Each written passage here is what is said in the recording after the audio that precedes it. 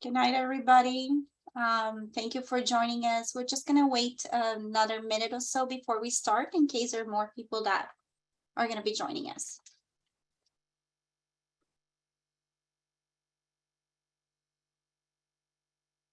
So we probably will start around 6:03, 6:04.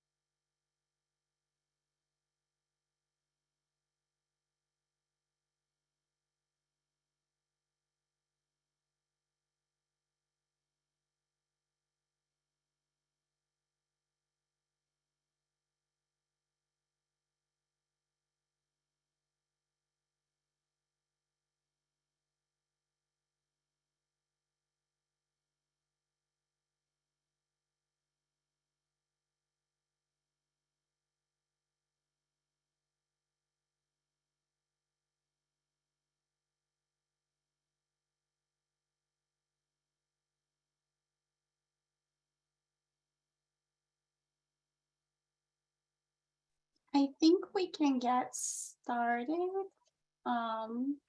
So thank you everyone for joining us tonight to discuss the Inclusionary Housing Project. My name is Camila Eastland, and I'm the project manager for this project. Today with me, it's members of our Planning and Development Services.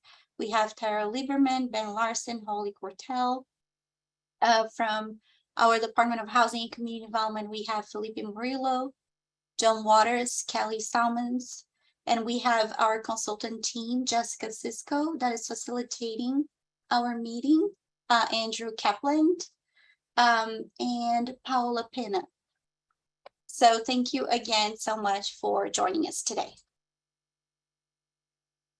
We're excited to discuss the inclusionary housing program with you and receive your feedback on the program criteria options that we have available for public review. This program will assist us providing affordable housing for low and moderate income families. So thank you again for joining us.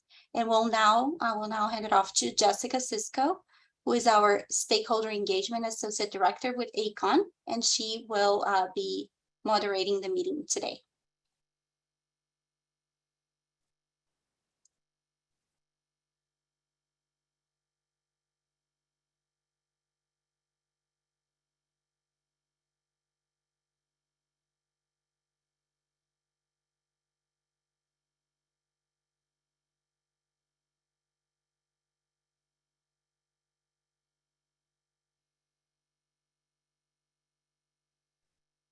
Good evening, everyone. It looks like Jessica is just having a little bit of technical difficulties. Just give us a moment. She will be back with us in just a second. Looks like she's getting back on.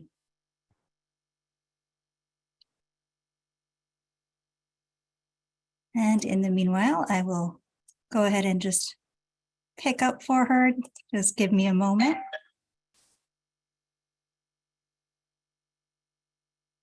let's see. Jessica, are you back with us? All right. Me, Laura? Yes. Okay, Go ahead, I'm Camilla. gonna try to go ahead and go through the agenda. Okay. Okay, go ahead. Otherwise, I can go ahead and pick up. Just give me a. Okay, I might have you pick up Sure. once you're Okay. Yeah. settled. But for now, I'm your having sound- some internet issues. Yeah, it looks like your sound is coming in and out. So that's it. Okay. No problem. I can go through the agenda real quick and let's see if we can get you connected back in. So for the agenda this evening, let's take a look at how we're going to receive your input. We're first going to discuss how to participate in the webinar this evening, and then we're going to provide an overview of the county's inclusionary housing efforts to date. We'll take a look at various aspects of the draft inclusionary housing ordinance and criteria options, and then we'll ask for your feedback on key elements via some Zoom polls that we're going to use. As we wrap up, if we do have time remaining, we're going to try to answer some questions that have been submitted during the meeting. I know we have a large group with us tonight, so we may not get to all the questions submitted, but we wanted to note that we're going to post a summary of questions and comments received and any associated responses on the project website in the next 2 to 3 weeks. All right, Camilla. Thank you. So before we start with the workshop, I want to note that inclusionary housing ordinance is currently available for public review and includes all typical components that you would see in inclusionary housing program. So the public review started on January 20th and will be ending on March 7th. So that's a 45-day public review. We included some programmatic options as part of this ordinance that we're going to be asking direction from the board. So we're really looking for your input tonight on those programmatic options. We put together a guide that helps you provide input on those options. And this guide is what you're seeing right now. And again, we want your input in the entirety of the ordinance, but these are some of the key areas where we want you to pay some additional attention to. So one would be the projects that should be subject for the to the ordinance, the affordable housing requirements that would apply. So you may want to focus your comments here in the affordable housing requirements. You would want to focus your comments on the economic analysis. So we have an economic analysis that tested the feasible options for the affordability requirement. We'll go over that during tonight's meeting. But that's where, you know, you would take that information from this economic analysis and provide your input here. We also have alternative compliance options. What projects should be eligible to use in lieu fee, location criteria for off-site development. So that would include also land dedication, rehabilitation, and then also administration of expedited review as an incentive. So all of these components, including this guide, the ordinance, and the economic analysis, are available on our website for public review. And we'll make sure to add that to the chat so you can take a look after the meeting.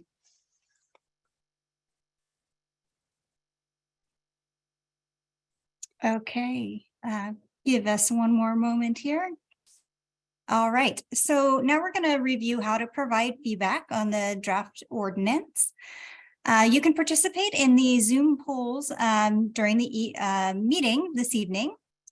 You can also provide your questions or comments using the Q&A feature today. And you can also email your feedback to PDS longrange planning@sdcounty.ca.gov until March 7th. And we're also going to put that email address into the chat for you. Okay. So let's go over some ways to participate in today's public meeting. So we're going to be using Zoom polls to get your feedback during the presentation, as I mentioned. And we're also going to encourage you to submit questions through the Q&A box at any time during the meeting. Questions and comments received and responses are going to be posted to the project website. And as I mentioned towards the end of the meeting, as we wrap up, if we do have time remaining, we're going to try to answer as many questions as we can. In terms of ground rules for the meeting tonight, we wanted to note that everyone is encouraged to participate, and we'd like to request that everyone please be respectful and keep your questions and comments brief. Okay, so let's take a look at the Zoom controls that we're going to be using tonight. As I mentioned, we do want you to submit your questions using that Q&A box at any point during the meeting. And the Q&A box is circled here for you in yellow on your screen, and that's at the bottom of your Zoom toolbar. And you can also please use the chat box if you do need technical support during the meeting for Zoom. Okay, I'll turn it back over to Camilla. Thank you so much, Laura. So starting with the board direction that we have for this project, we received two main board directions for the inclusionary housing project. One was in February of 2021, when the board directed staff to prepare an inclusionary housing ordinance that would apply to all housing projects above a certain threshold. And then in August of 2021, when the board requested that the inclusionary housing ordinance include options to capture land value increases associated with the approval of general plan amendment projects. So general plan amendment projects are projects that seek changes to the general plan to increase the density that would otherwise apply to the project. They're also referred to as GPAs.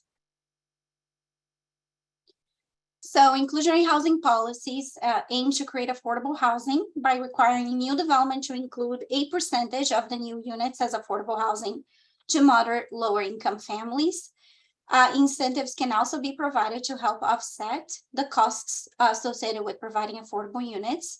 Also, alternative compliance are required to be included in these programs to help projects that cannot provide the set aside percentage of affordable housing on site.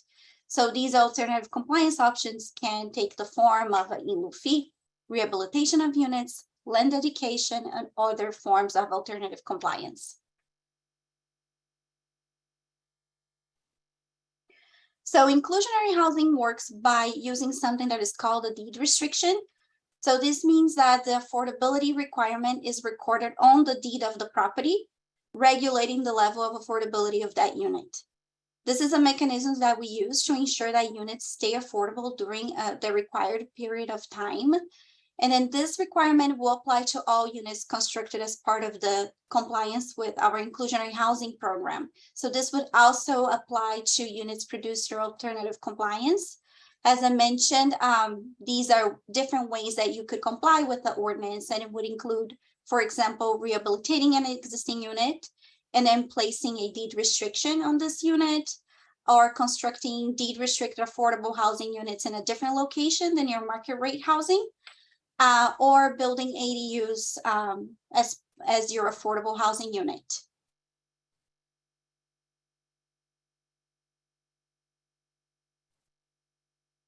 So this slide shows the affordability price for each income level.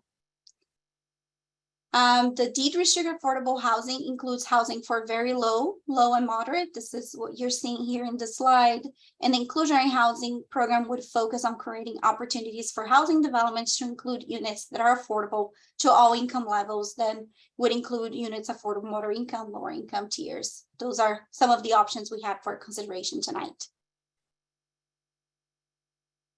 Multiple pieces of input were considered in crafting the county's draft inclusionary housing ordinance and criteria options.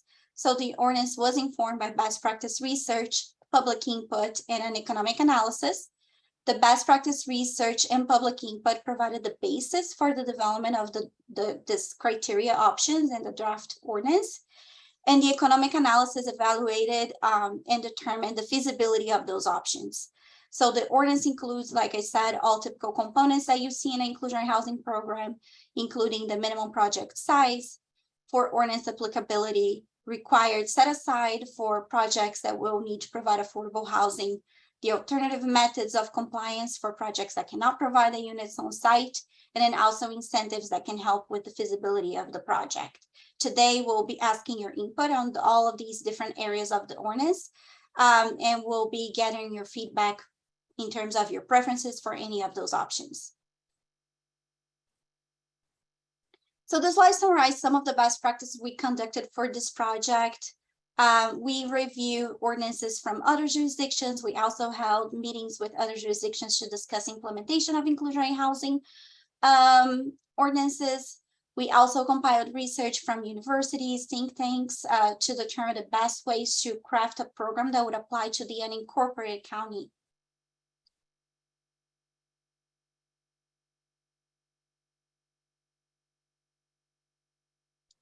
So we held outreach meetings to receive public input on this project. As I mentioned, we did outreach. So during these meetings, we discussed the program criteria we found through best practice research, and we asked for feedback from community members and stakeholders. So some of the meetings we held included meetings with members of the community, with affordable housing developers and advocates, with market rate developers, equity groups, labor unions, environmental groups. We held interviews with stakeholders in 2020. And then we share that input that we received in 2020 with the Board of Supervisors in February 2021, when I mentioned we got additional direction from the board.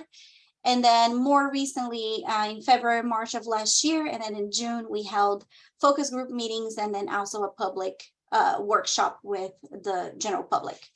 In 2023, we held some additional focus group meetings and stakeholder meetings. We have been holding meetings with stakeholders and community planning groups to discuss the options that are available for public review. So this slide will summarize some of the comments we received during the outreach events that I just mentioned. This is not a comprehensive list, but provides an overview of some of the comments we received and how we incorporate it in the ordinance. So for minimum thresholds, for ordinance applicability, we heard that the program should include different standards depending on the project type and location. Also that the program should provide flexibility and not limit where affordable housing can go. So the county developed draft ordinance and criteria options, as I mentioned, that would apply universally within the areas where we found to be economically feasible to have an inclusionary housing ordinance applied to. In addition, the ordinance also applies different standards depending on the type of project. For example, we looked at requirements that would apply for general plan compliant projects that are for sale, general plan compliant projects for rent, and then projects seeking a general plan amendment. For the affordability requirement, so this is the set aside requirement of how much affordable housing it would provide, and then the affordability level. So we heard that those must be economically feasible and focus on developing lower income housing. So we worked with a group of economists to make an economic analysis that would evaluate the criteria options in the ordinance and make sure that all of the set aside requirements that we have as options are economically feasible, and that, you know, the program will not inhibit overall housing production. In addition, we have developed options that focus on different income levels, a range of different income levels, including lower income housing as well. In terms of incentives, we heard that waivers and development standards, waivers of development standards would be helpful for addressing and providing more incentives to the development of housing. We also heard that expedited review would help, fee waiver, financial incentives would help. So we have developed options as part of the draft ordinance to facilitate the development of housing, including providing incentives there are in the county's density bonus, and then also expedited review as another incentive.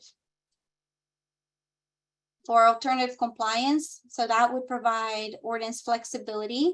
We heard again that it would be important to provide flexibility, and then also that you know, alternative compliance not allow for housing to be developed in high and very high fire or outside high resource areas.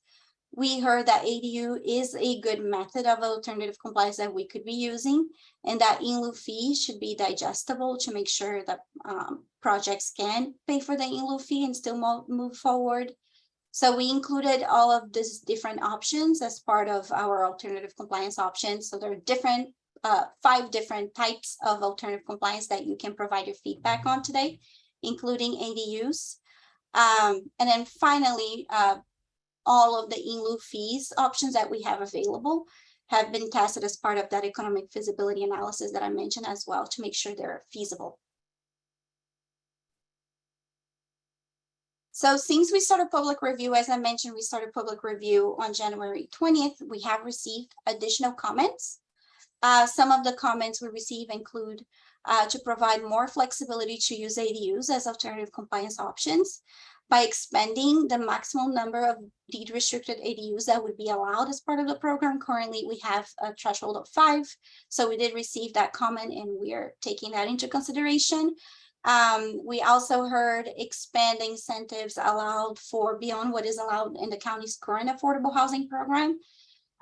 We heard that allow for phase-in program to apply. The inclusionary housing in phases would help to implement inclusionary housing requirements and to allow for some time for the market to adjust to the new requirement. And we also heard that provide additional incentives for projects that include labor agreements or prevailing wages would be a good approach as well. So we are continue to receive the public comments, and we're incorporating additional change to the draft ordinance. So all of the comments that we're receiving, we are going to be sharing with the Planning Commission and Board of Supervisors during the upcoming public hearings.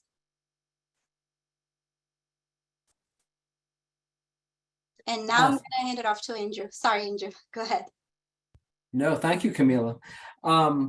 And now we will discuss the material available for public review, including the draft inclusionary housing ordinance. Now, as we plan on providing the board with some programmatic options on certain components of the ordinance, you will notice that we have a guide document that will help you understand how you can provide your comments on these areas. We also released an economic analysis, which evaluated feasible options for projects to provide affordable housing. In order to ensure that this program does not affect overall housing production, we conducted an economic analysis to evaluate how the program would affect development feasibility within the county.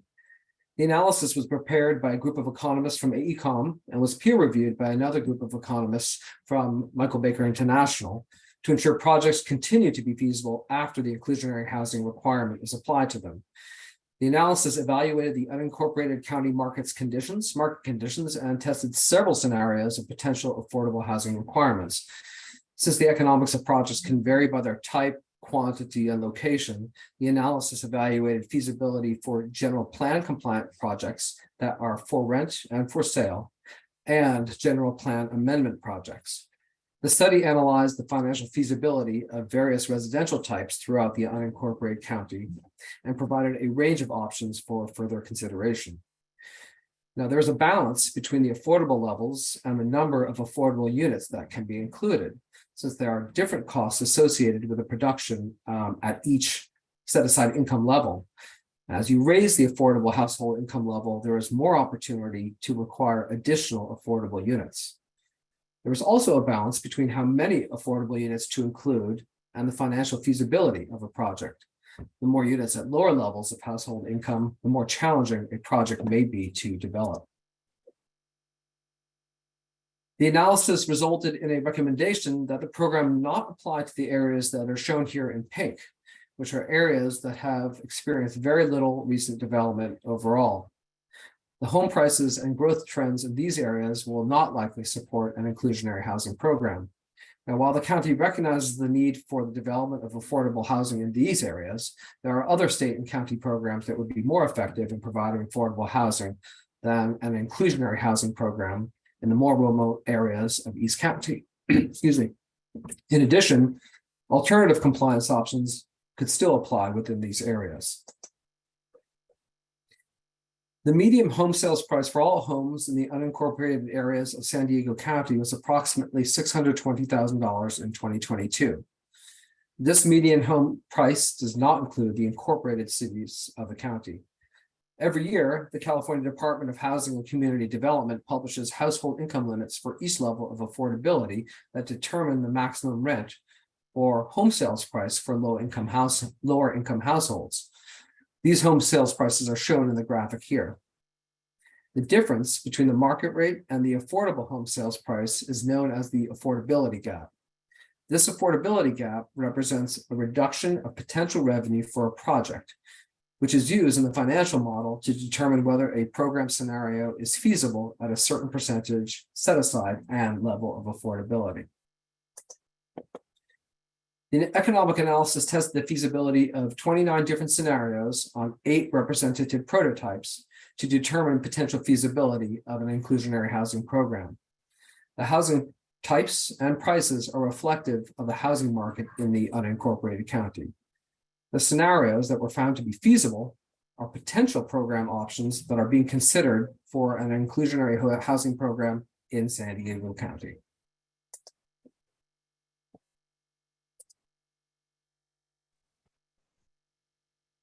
Good evening, everyone. My name is Jessica Sisko. I'll be assisting with moderation tonight, and I apologize for the technical difficulties that we had earlier. There were some gusty winds in the background here.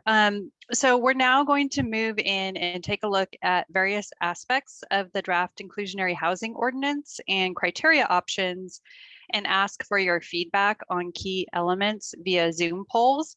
And I do see that a couple of questions have come in. So I know county staff is working on getting those answered, and I'll move over to some of the questions and responses here in a few minutes so that I can relay them to the audience. So moving on, first we'll look at which projects should have to provide affordable housing. So the minimum project size for ordinance applicability would establish the projects that would be subject to the ordinance. And we're going to talk about general plan compliant projects and general plan amendment projects. So for general plan compliant projects, the county could apply the ordinance to projects that propose 5 or more units or 10 or more units. And I just want to provide a quick reminder, general plan compliant refers to projects that are consistent with the land use established in the general plan.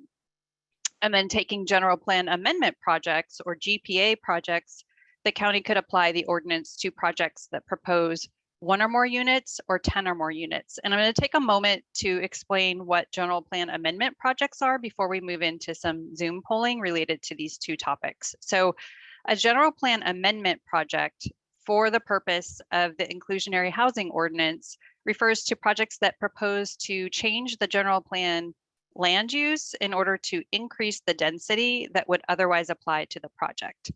In density is the number of residential units allowed on a parcel, and it's measured by, as the number of dwelling units per acre. And these projects are known as general plan amendment projects because they require the county general plan to be amended to allow that higher housing density. So with that context, we're going to move into our first two polling questions. So we'll take a look at the first one. And the question here is, what minimum project size should require affordable housing for general plan compliant projects? And we're asking that you select one choice. So A, 5 units, B, 10 units, or C, other. And we're asking that you please expand on your thoughts in the chat if you have additional thoughts there. So we'll give you all some time to respond to the poll.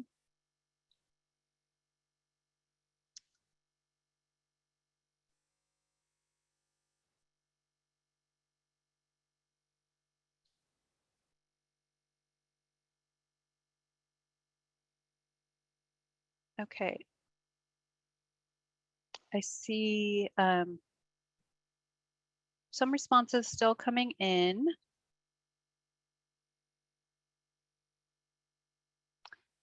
And we'll go ahead and take a look at the poll results. And I'll just note that there were a couple of comments in the chat related to this question.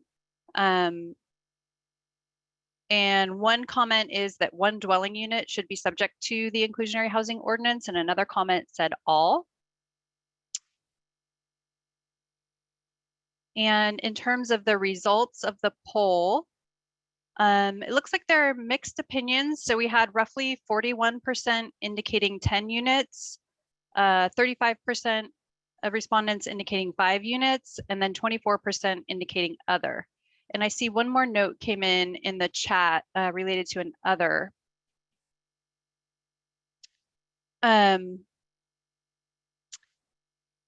Okay. So the note says for MF, if the minimum set aside is 5%, then it should only apply to projects of at least 20 units, so that at least one full unit would be required, though in lieu fees could be paid. For sale, 10 units is probably the appropriate size. Okay, all right, so thank you for that feedback. So that question was regarding general plan compliant projects, and now we'll look at general plan amendment projects.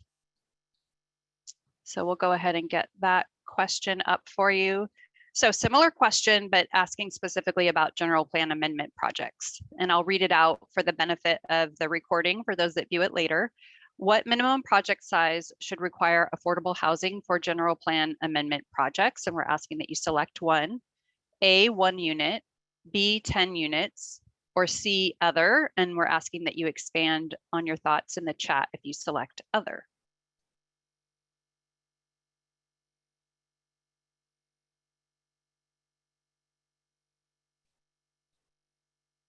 Okay, and I have a couple notes coming in the chat related to this question. One participant indicated all, another participant indicated 5 units. And it looks like you all are still responding to the poll, so we'll give it a little bit of time here.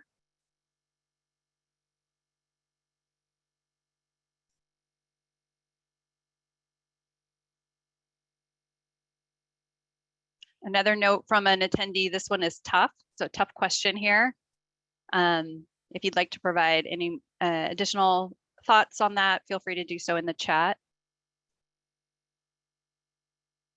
And I see a question came in regarding whether the recording of this webinar would be available for viewing after its conclusion.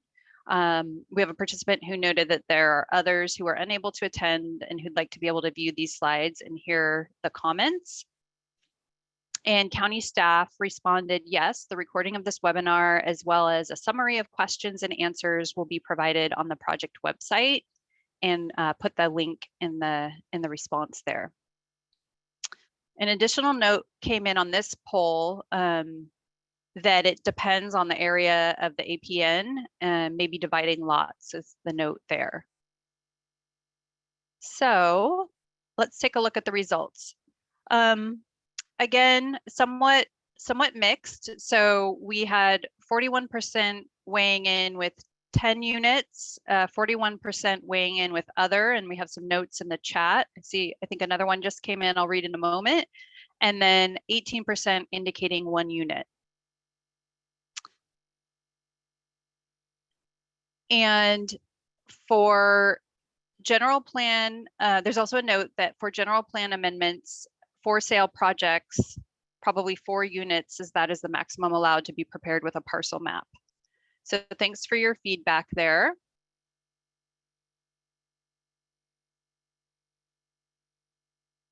Okay.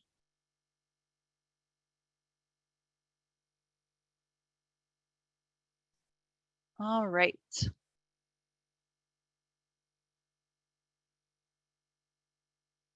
So I'll turn it over to Andrew for a moment to review some of the programmatic options, and then we'll move back into polling.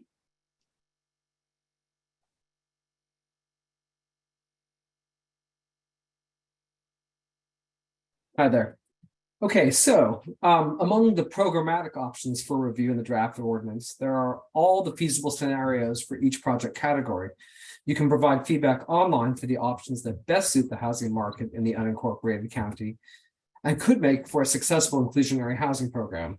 The following slide contains a smaller range of options selected by county staff as potential program parameters.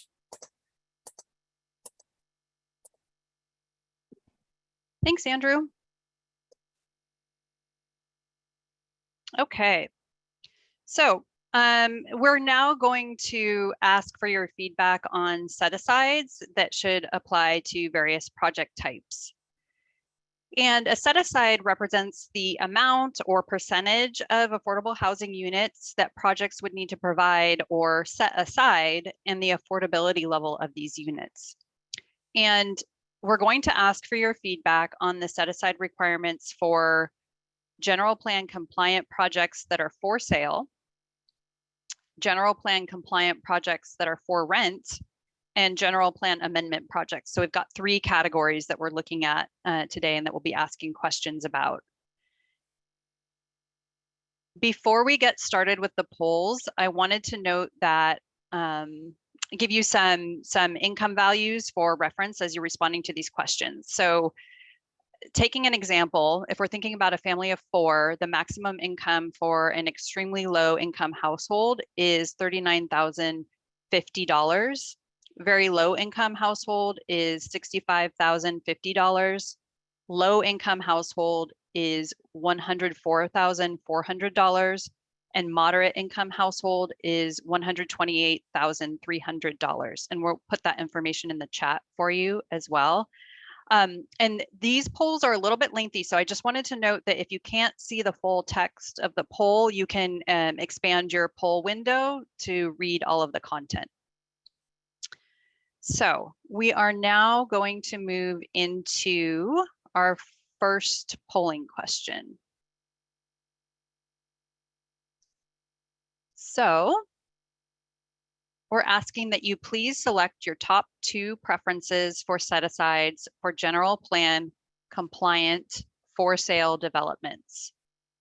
And the options that we have are A, 5% very low income, B, 10% low income, C, 5% low income plus 10% moderate income, and D, 15% moderate income.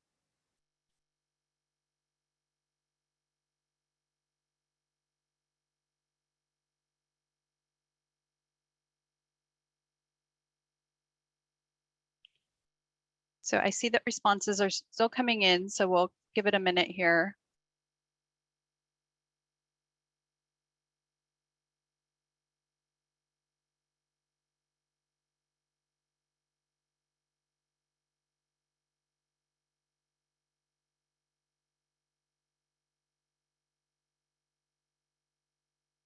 Okay.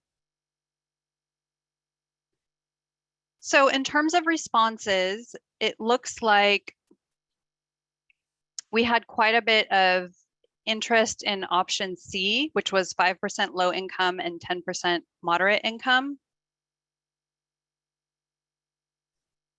And that was followed by, that was 71%, and then 38% indicated options A and B. So option A was 5% very low income and option B was 10% low income. And then we had 14% indicating option D, which was 15% moderate income. So thank you for that feedback. We'll move into the second question of this series of 3 that we're looking at on this slide.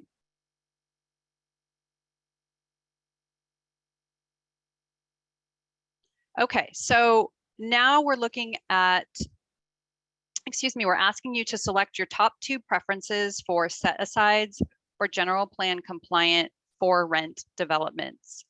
And the options are A, 5% extremely low income, B, 5% very low income, 5% low income, and 5% moderate, C, 10% low income, and D, 15% low income.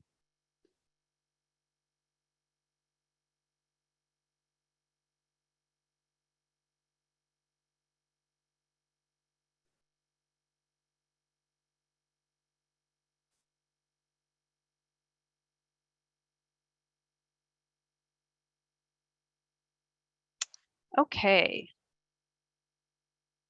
Oh, I still see responses coming in, so I'll give it a little bit here.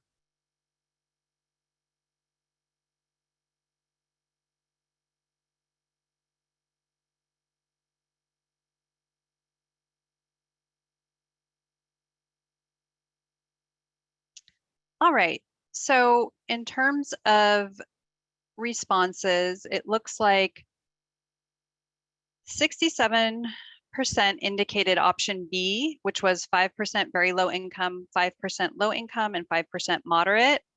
And that was followed by 44% indicating option C, which was 10% low income. And then option D, 22% indicated option D, which was 15% low income. and 17% indicated option A, which was 5% low income. Okay, so let's move to the final question in this set, and then I think we may have some comments in the chat related to this too.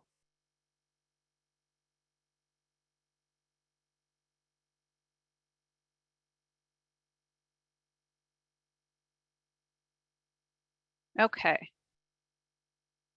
So the next question is, please select your top 2 preferences for set-asides for general plan amendment developments. And the options are A, 10% extremely low income, B, 5% very low income and 15% low income, C, 10% very low income and 5% low income and 5% moderate income, and finally D, 20% low income.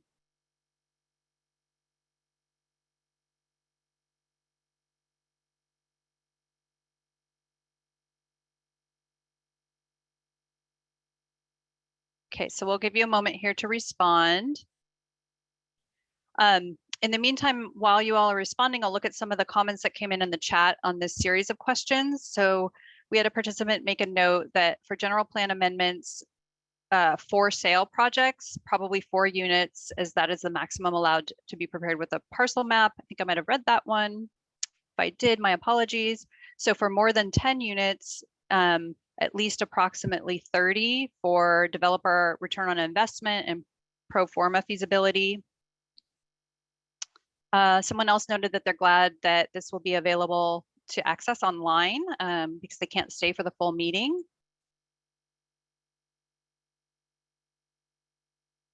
Okay, and then someone else had a note, 20% minimum, 20% for all, and that it's a false choice limiting options.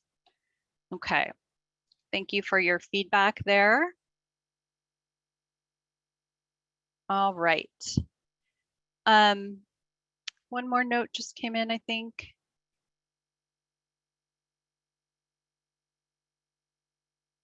Okay. So let's take a look at the results here. And I do see that someone has their hand up. If someone on my team could message Michelle and see if she needs some assistance, that would be great.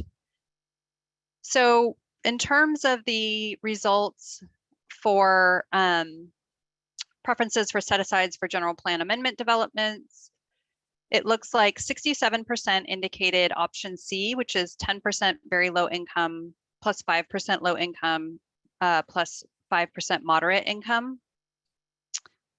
And that was followed by options B and D both came in at around 38%, which is option B was 5% very low income and 15% low income. And option D was 20% low income. And then option A was 10% extremely low income.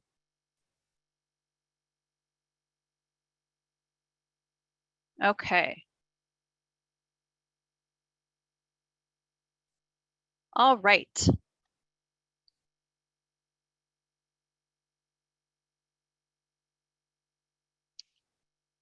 So let's move on.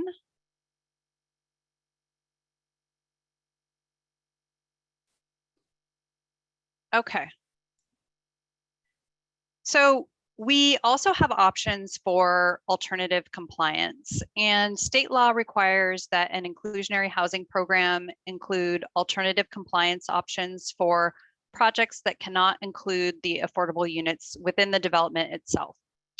And the draft ordinance includes 5 alternative compliance options, and they can all be included in the refined version of the ordinance that will be provided to the board.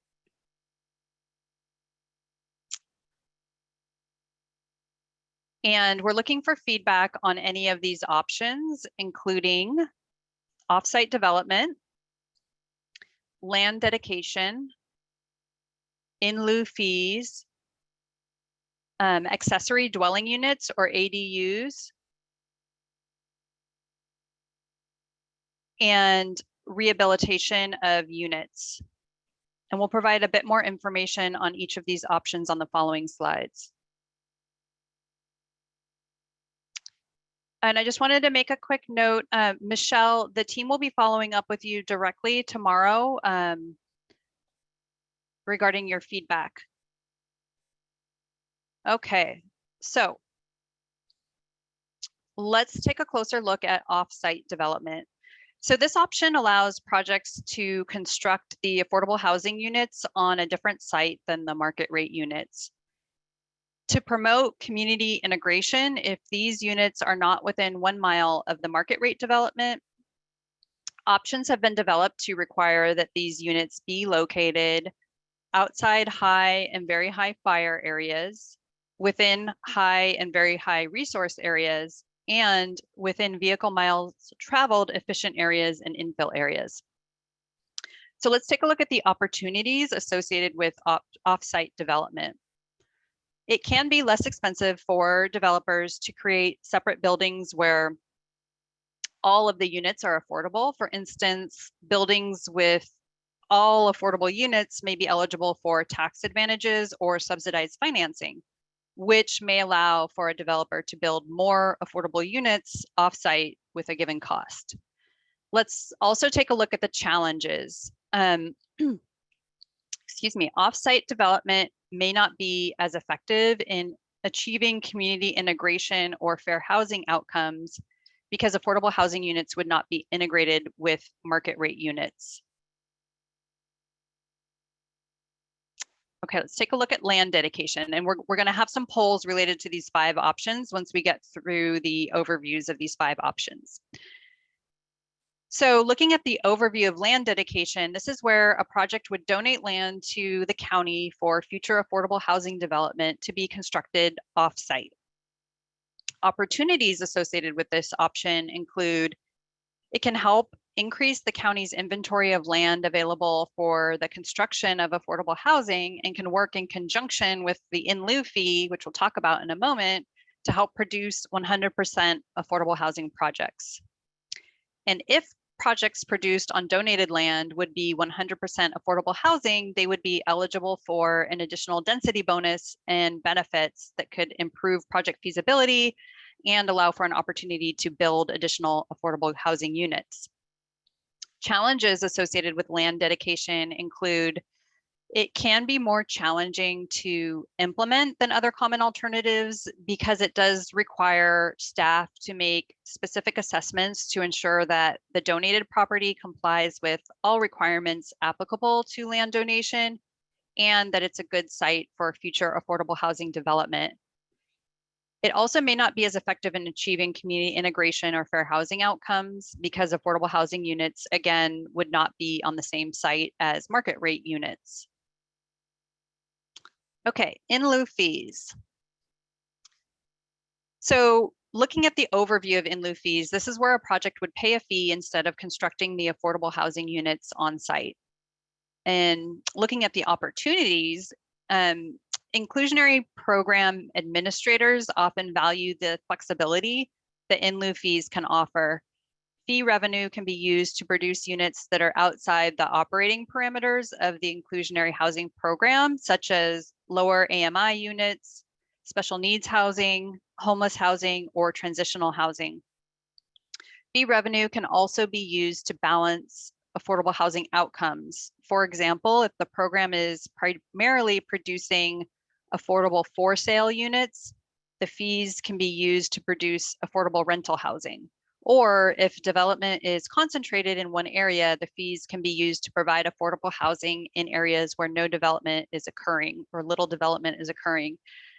Fees can also be used to pay for capital improvements in low resource neighborhoods with a high concentration of affordable housing residents or to preserve affordability of existing properties. But let's also take a look at the challenges associated with in lieu fees. One of the main challenges is that the increase in production of affordable housing is not automatic. So for example, after a project pays the in lieu fee, it may take many years until the affordable units are actually built. And this is because the effective use of the in lieu fee may require other financing sources to leverage funding for the construction of affordable housing. Also requires the availability of a nonprofit interested in developing the affordable housing project and available land. In addition, the in lieu fee is not as effective in achieving community integration or fair housing outcomes because affordable housing units would not be integrated on the same site as market rate units, as we've discussed in the two previous options. And finally, it's important to note that the in lieu fee that a project would pay reflects the cost associated with developing affordable housing within the proposed development and does not take into account additional costs associated with developing the units off-site, such as the costs of acquiring land and any potential increases in construction costs by the time the affordable housing units are actually under construction. Okay, so accessory dwelling units or ADUs. This is where a project would construct ADUs as part of the development and deed restrict them for affordable housing. Opportunities associated with ADUs include that ADUs can help facilitate the development of affordable housing in single-family neighborhoods and high-resource areas, which traditionally have not been accessible to lower-income families. Challenges. We should note that despite providing developers with flexibility, especially for single-family home developers, implementing ADUs as an alternative compliance mechanism may inhibit the county's ability to require that affordable housing units be comparable in size to market rate units. And that's because state law limits the size of ADUs to 1,200 square feet. In addition, allowing ADUs as a form of alternative compliance may create additional complexities for the implementation and enforcement of deed restrictions. And the final alternative compliance option that we'll look at is rehabilitation of units. And this is where a project would rehabilitate existing housing units and deed restrict them as affordable housing. So opportunities associated with this option include that rehabilitation of units can be a great tool to preserve the existing affordable housing stock and to ensure that naturally occurring affordable housing, which is typically provided through older housing stock, can be renovated and deed restricted as an affordable housing unit. Challenges that are important to consider include rehabilitation of existing units would not increase the overall housing stock because the units planned for rehabilitation are already existing. In addition, these units may be located in lower income neighborhoods. However, this issue may be mitigated if the inclusionary housing program were to require that rehabilitated units be in high and highest resource neighborhoods. And options have been developed and can be recommended to the Planning Commission, by the Planning Commission, to require that units rehabilitated be located in high and very high resource areas. Okay, so thank you for bearing with us as we went through those 5 options. We're now going to ask you 3 questions about alternative compliance, and you will see them pop up on the same screen. So we'll want you to scroll through and respond to all of them. And then I think we'll go over and look at some of the questions and responses that have come through during the meeting before we move on to the next topic.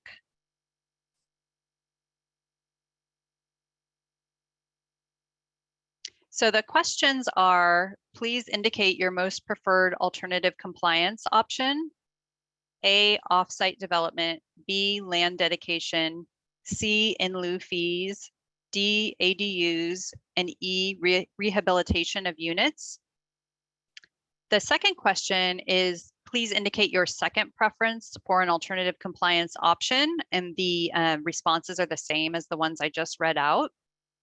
And finally, the third question is, please indicate your least preferred alternative compliance option. So we're just trying to get a sense of most preferred and least preferred here, some sense of ranking of these alternative compliance options.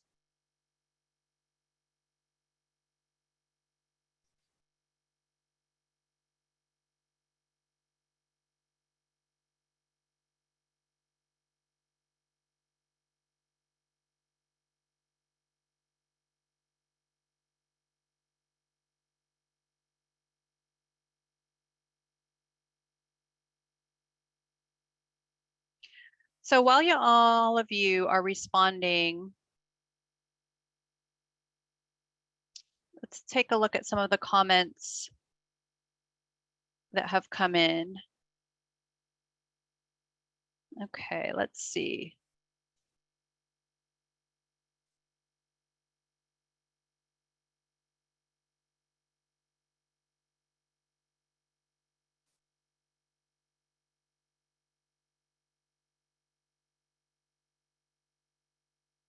Okay, so someone noted that they're a member of the Fallbrook Community Planning Group and would very much appreciate participation at one of their meetings, and noted the contact person. So thank you.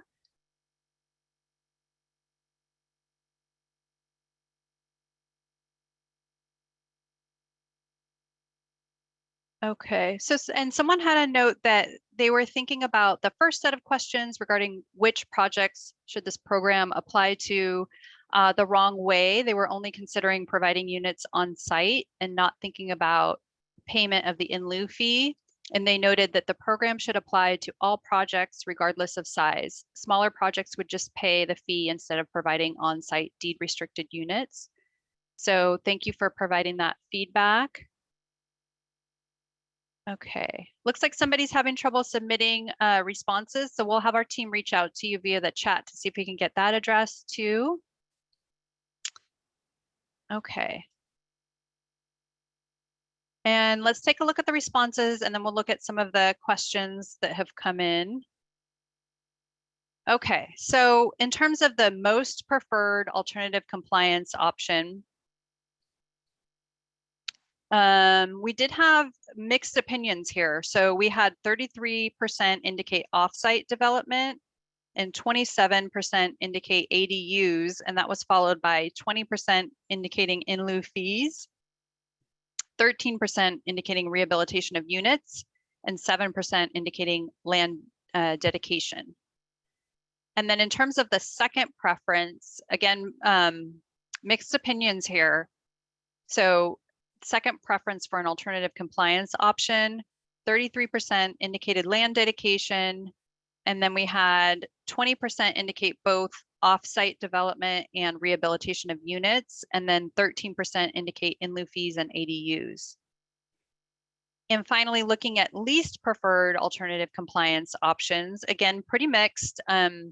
We had 27% indicate in lieu fees and ADUs, and then 20% indicate off-site development, and 13% indicated land dedication and rehabilitation of units. So thank you for that feedback. We're going to ask some more questions regarding alternative compliance here in a moment, but let's take a look at some of the questions and answers that have come in during the meeting so far. Okay. So we had a note from someone indicating that only 40 people participated in the June webinar. The population in the unincorporated San Diego County is 510,780. 40 participants is 0.0078%, hardly a mandate. Why don't you attend local community planning group meetings to get meaningful input? And the county staff responded, we've been coordinating with community planning groups and meeting with interested community and stakeholder groups. For instance, we met with Hamul CPG last night and plan to meet with the Casa de Oro CPG and San Dieguito CPG next week. We have other meetings planned as well and would be happy to meet with your group too if you don't mind sharing more information with us. Let's see, there's another note that indicates in your quest for public input, how many people did you interview in that income bracket who would be expected to finance, purchase, maintain, pay taxes upon, and otherwise exhibit the basics of home ownership?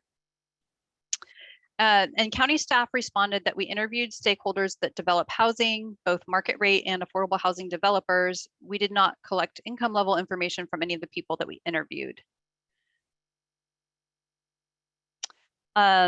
And there was an additional note that we did reference the regional housing needs allocation, RENA, for the unincorporated county, which estimates housing needs at different income tiers. There's a comment regarding, or question regarding whether issues such as food deserts, minimal employment opportunities, and the lack of public mass transit factor into whether a community should be targeted or bypassed for a denser or affordable housing focus. That fire risk should not be the only factor. And county staff responded that alternative compliance includes an option for offsite development. This is further refined through additional options for where this offsite development can occur. Option 3 considers high and low resource areas as defined by the State Housing and Community Development Department. High and low resource areas consider factors such as access to jobs, education, and resources. And thank you for your input on additional considerations such as transit and access to food. Okay. And I think we've got a couple more, and then we'll move back into the polling. So why is the county proposing that a higher percentage for sale homes, 20%, be subject to the inclusionary housing ordinance than for rent homes, 5%? If both are deed restricted, what is the difference? The county staff noted that they're not recommending any specific option at this time. County staff tested, or the county tested 29 scenarios of affordable housing set aside, which is the percentage of affordable housing and the income level. All of these scenarios were tested for general plan compliance, general plan for sale, and general plan amendment. We have a range of options, including 6 feasible options for general plan for sale, 9 general plan feasible options for rent, and 26 feasible options for general plan amendment. And we're asking for public feedback on these feasible options in terms of preferences for any of the feasible options.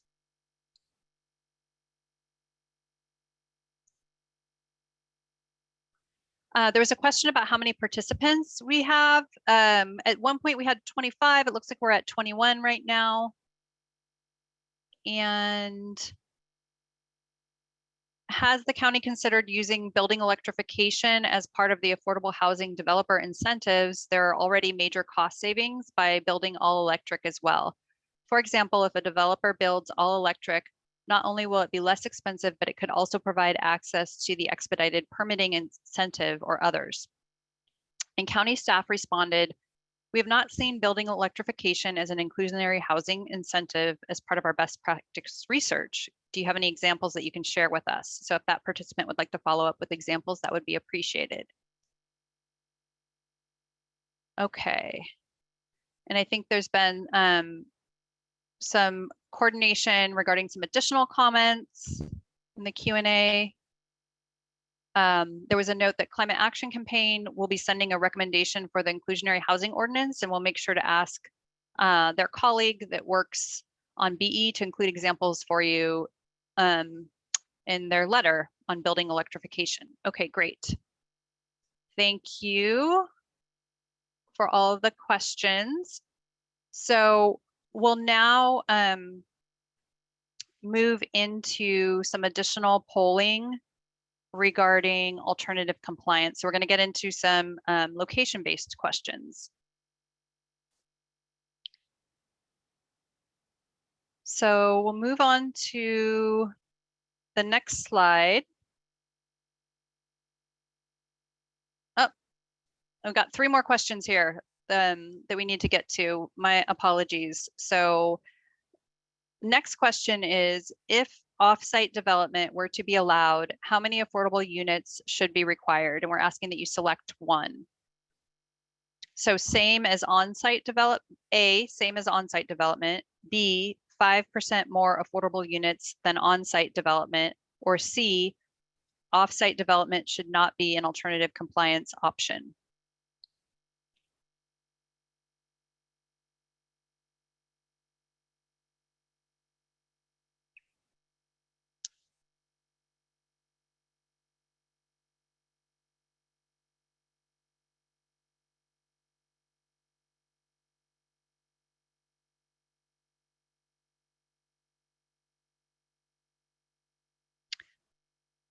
Okay.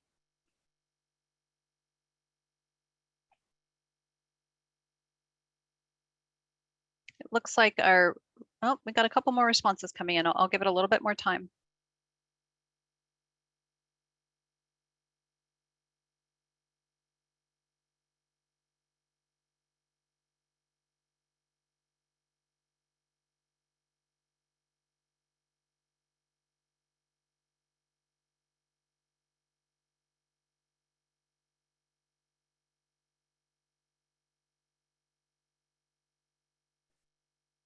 Okay. So if offsite development were to be allowed, how many affordable units should be required? It looks like we had 77% indicate same as on-site development, and we had 23% indicate C, off-site development should not be an alternative compliance option. And we didn't have any responses in favor of option B, which was 5% more affordable units than on-site development. So thank you for your feedback there. We've got 2 more questions on this slide, and then we'll move into some location-based questions associated with alternative compliance.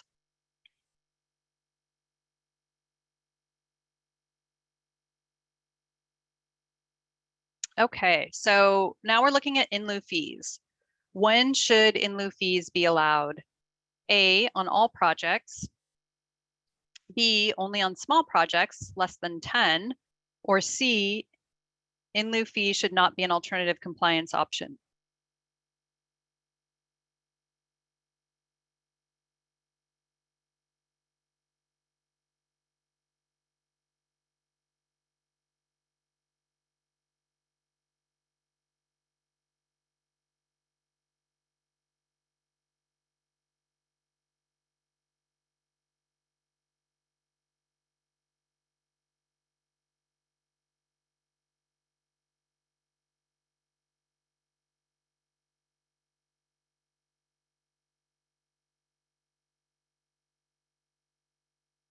And while we're waiting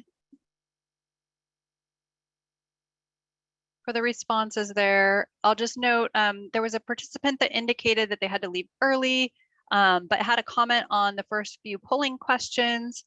That participant noted that there wasn't a choice that they really liked, specifically one designating much higher percentages, so greater than 25% to very / extremely low and low income, in some combination, probably with higher percent low or lowest income, plus at least 15 to 20% to moderate income families. Okay, so got that feedback as well. Let's take a look at the results of this poll here. So when should in lieu fees be allowed? Pretty mixed results here. We had 30% indicate A, all projects, and then we had 31% indicate B, only small projects, which is less than 10 units, and C, in lieu fee should not be an alternative compliance option. Okay, so let's take a look at the next question here.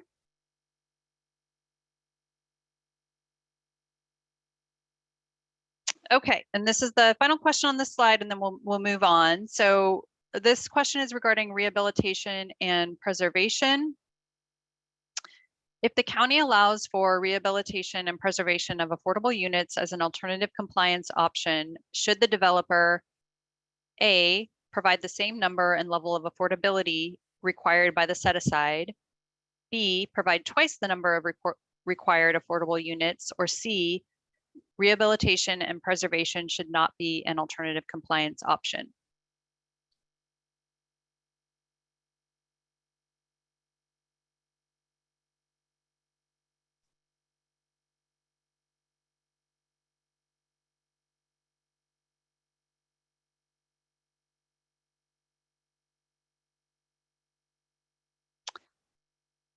Okay. I'll give it a little bit of time here for everybody to respond.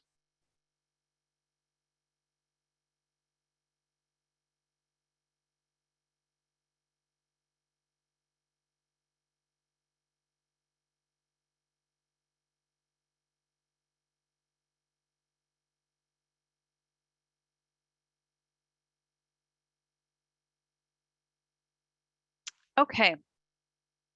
So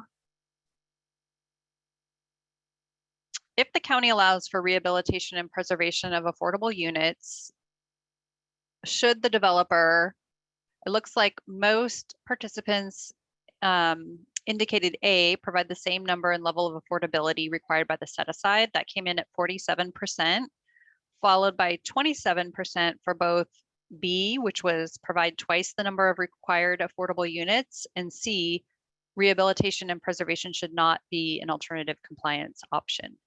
So thank you for your feedback.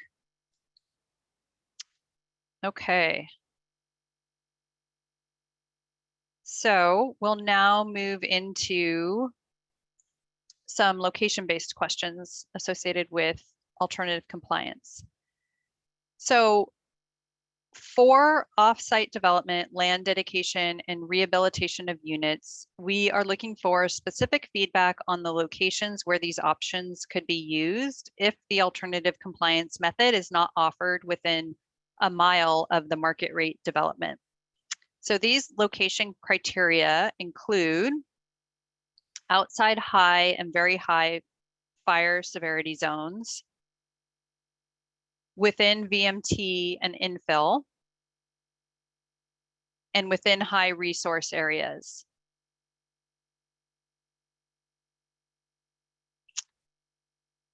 So we'll go ahead and look at 2 Zoom polls related to this content. So the first one is, should location criteria be applied to projects seeking to use off-site development or land dedication to satisfy affordable housing requirements? And the options are A, yes, B, no, or C, other. And please expand on your thoughts in the chat.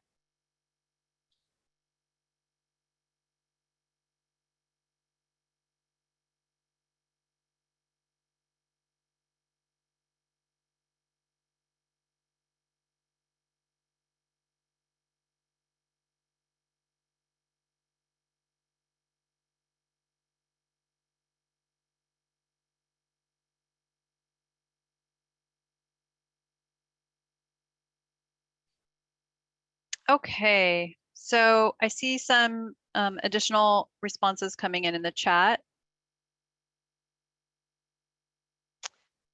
One participant noted off-site should be considered on a project-by-project basis. There may be benefits that can't be captured by overly broad criteria. Okay, and then in terms of the results of the poll,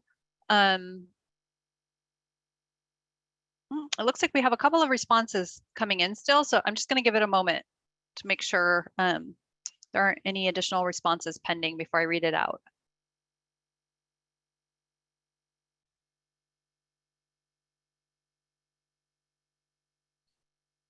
Okay. So relatively evenly split. We had 50% indicate yes and 43% indicate no, and then 7% indicated other. So thank you for your feedback there. We've got one more location-based question.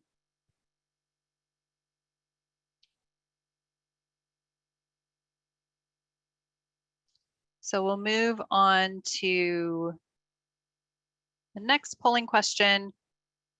So if off-site development or land dedication were to be allowed outside a 1 mile radius of the market rate units, please rank your preference for location criteria options, with 1 being most preferred and 3 least preferred.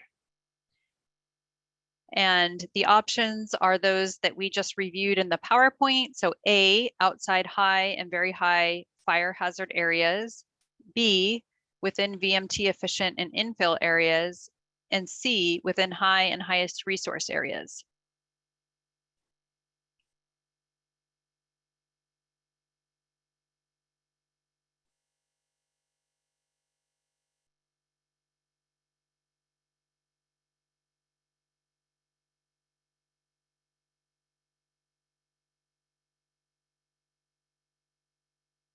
Okay, we'll give it a few moments for people to respond.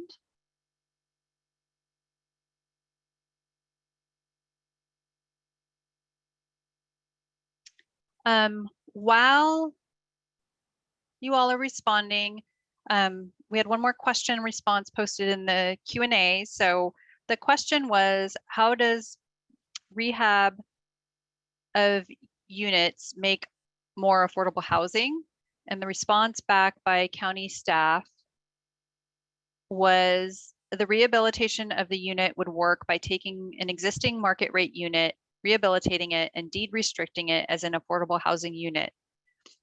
To your point, it would not increase the overall housing stock, but you increase the stock of housing that is restricted for lower or moderate income families.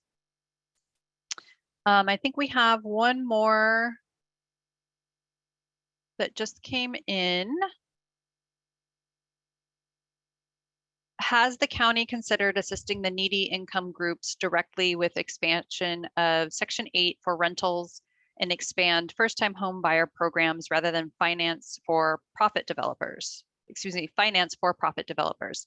And the response from county staff was, thank you for your question. The Department of Housing and Urban Development, or HUD, provides jurisdictions with a finite amount of funding and number of Section 8 or HCV vouchers. Expansion of this program is not within the county's control. The county is, however, exploring a number of program opportunities to increase availability of affordable housing options, including rental programs or opportunities in the expansion of first-time homebuyer programs. The draft housing blueprint, available on Engage San Diego's website, is currently open for public comment and offers opportunity to comment on the county's efforts to address housing affordability and availability. And that link should be available to all of you in the chat. I'll go ahead and read it out for the recording. It's https://engage.sandiegocounty.gov/housing-blueprint. Okay. And then related to this set of questions, there was a note that came in. Offsite should be considered on a project by project basis. Oh, I read that one. There may be benefits that can't be captured by overly broad criteria. Okay, so we got that point there. Let's see. So in terms of responses to most preferred location criteria, if offsite development or land dedication were to be allowed outside a 1 mile radius of market rate units, it looks like we had quite a few people indicate within high and highest resource areas would be most preferred. And then looking at least preferred, it was somewhat of a split between outside high and very high fire hazard areas and within VMT efficient and infill areas. So appreciate that feedback there. Okay.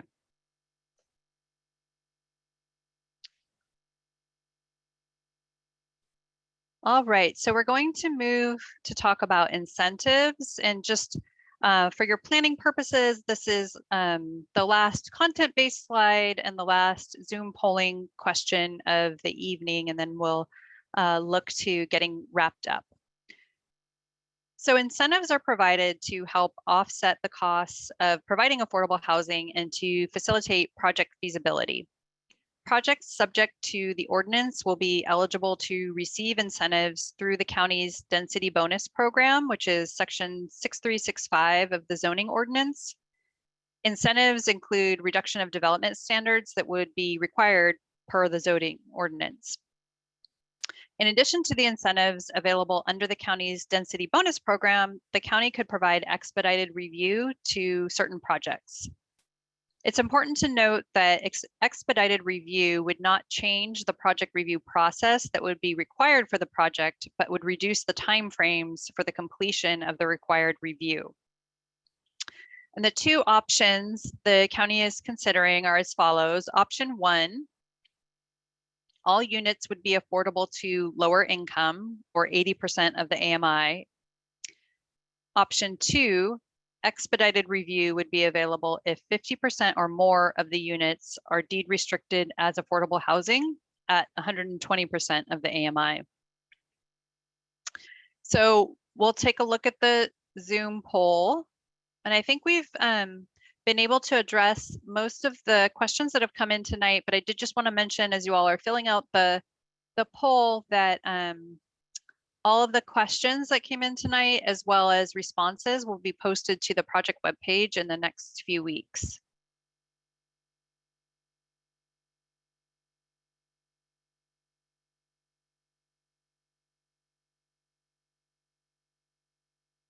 And someone had a note that while I don't think the proximity to vehicle miles traveled should be eliminated as a consideration, MTS is actively trying to increase mass transit use, which means it's not being effectively used and therefore should not be the #1 consideration, as it has been with the recent TPA SDA vote. So thank you for that feedback. Okay. We'll give you a few moments here to complete the poll.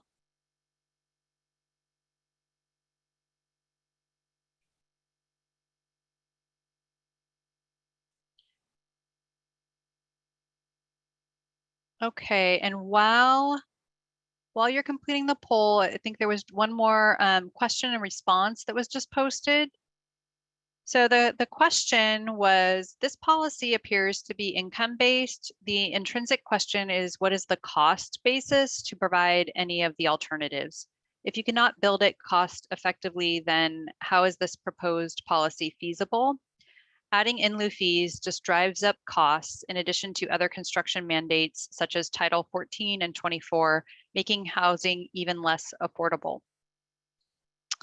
And the response back was, yes, if I understand your question correctly, the affordability gap used in the in lieu fee calculations is based on the difference in income value between affordable and market rate units.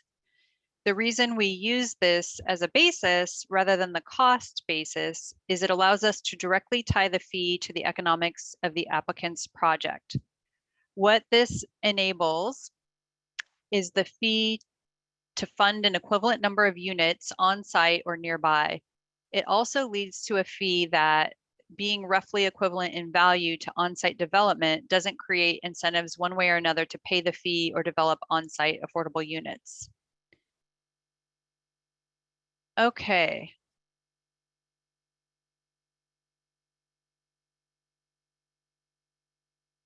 Let's take a look at the poll responses here.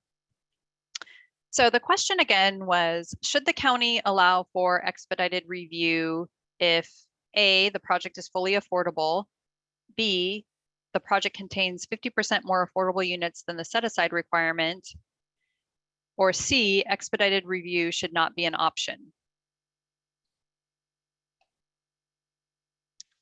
Okay, and in terms of responses, we had 71% indicate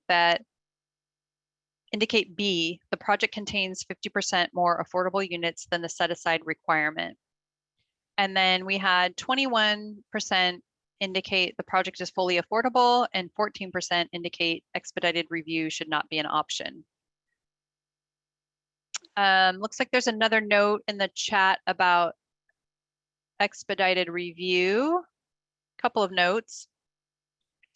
Expedited review should be an incentive for a developer providing any percent of affordable housing. The developer is helping to address a critical problem, housing.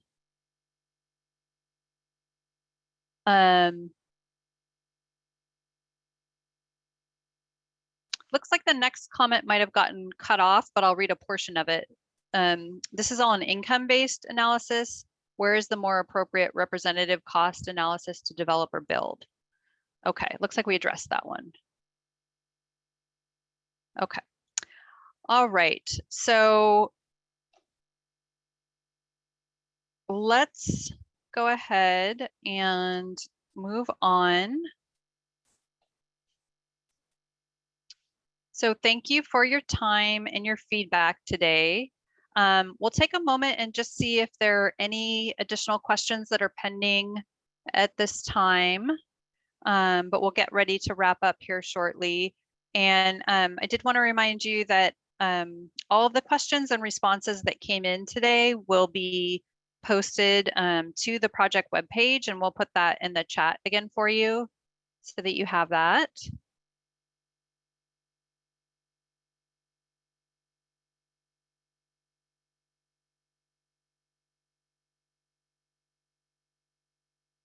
Okay.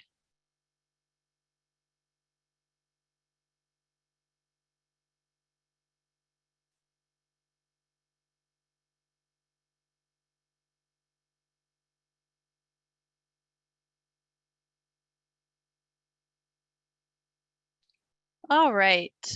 So I think what we can do is I can check with the team to see if there are any additional questions that we're working on providing responses to.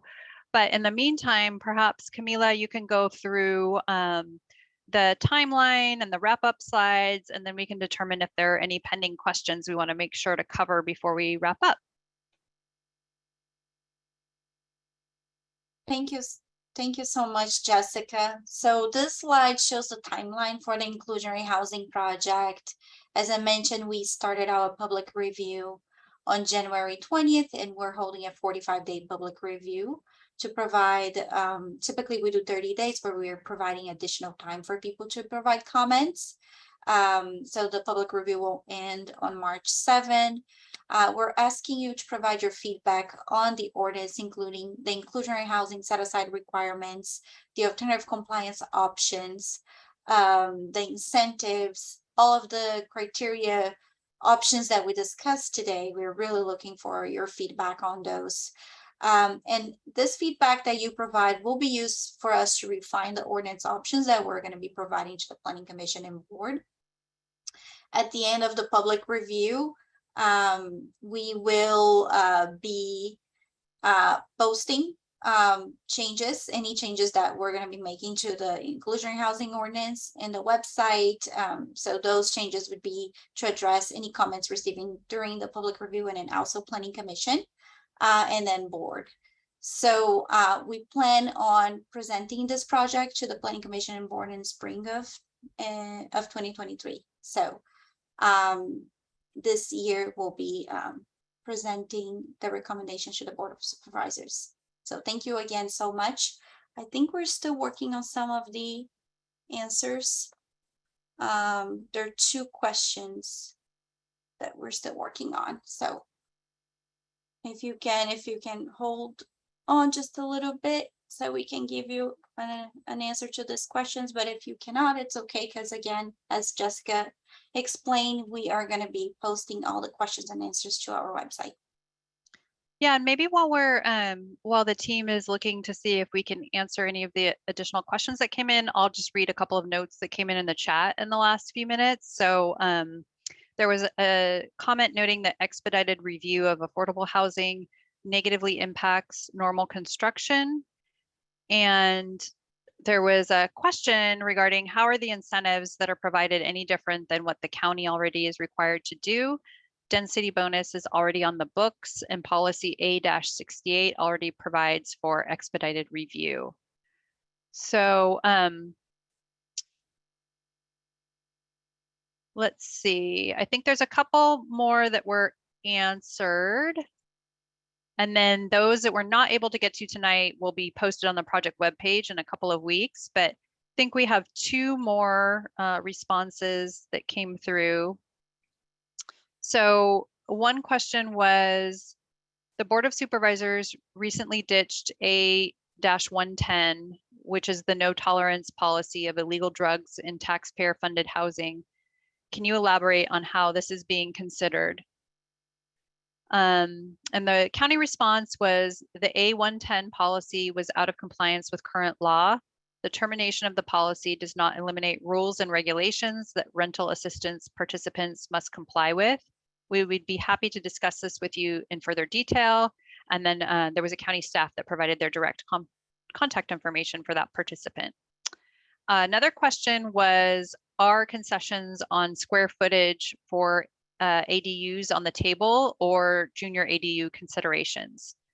And the county response was, at this time, ADUs for alternative compliance would be required to comply with the requirements established in state law and the county's zoning ordinance. With regards to concessions, do you have additional feedback on what concessions you think should be provided?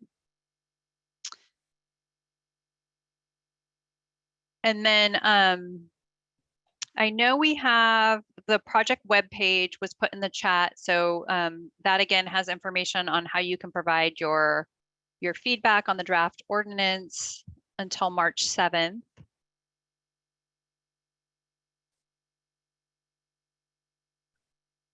Looks like one more response came through. I'll go ahead and read that out. And then I think we have a county representative that would like to answer a question live as well. So maybe I'll pause and see if you'd like to have that question answered live real quick.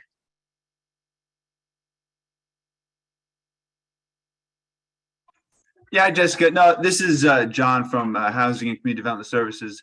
I actually was trying to answer the question with the written response, but I couldn't really figure that out. So actually, I'll just answer it live, I guess, and just say thank you for the feedback and the comment. And we'll definitely, consider that. Okay, great. I don't know if there's an actual question in there. So, we'll definitely just receive that feedback and appreciate the comment. Was that related? Oh, go ahead. John, can you just clarify exactly what comment you're referring to? Just the author of the comment, perhaps. Absolutely. It was a comment or a question about the affordability period related to equity sharing of a for-sale property. Yeah, and if that lasts the full 55 years, what that does to building wealth and that sort of thing. So it's a very valid comment, and very, very good to hear that. And I can go ahead and read that question out so that it gets into the recording for participants that might view it later. So the commenter noted, thank you for accepting comments. This comment relates to the requirement for the housing units to remain affordable for 55 years.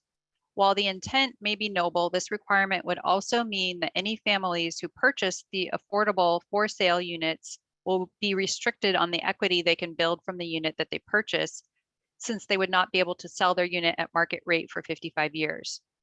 Home ownership has been a key on-ramp to the middle class for many generations of American families, since it has allowed them to build equity. An unintended consequence of this deed-restricted affordability for 55 years is that the families who we are trying to help will be prevented from building equity through their purchase. If the county could consider allowing the affordable units to rise to market rate after they are purchased by removing that deed restriction, it would really uplift the families who purchase the units. The equity that they would build would create economic ripple effects. So thank you for that feedback. And looks like there was one more, I think, that came in that we got an answer to. So the note was, because you're providing options to the Planning Commission and Board of Supervisors, will there be one public hearing, or is the intent to get direction, revise the plan, and then go back for a final hearing? And county staff indicated that we're currently planning on 2 hearings, one for the Planning Commission to get their recommendations and feedback, and one for the Board of Supervisors to adopt the ordinance.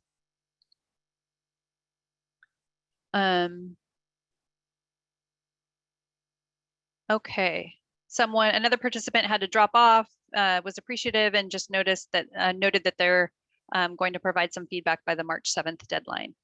So Camila, I think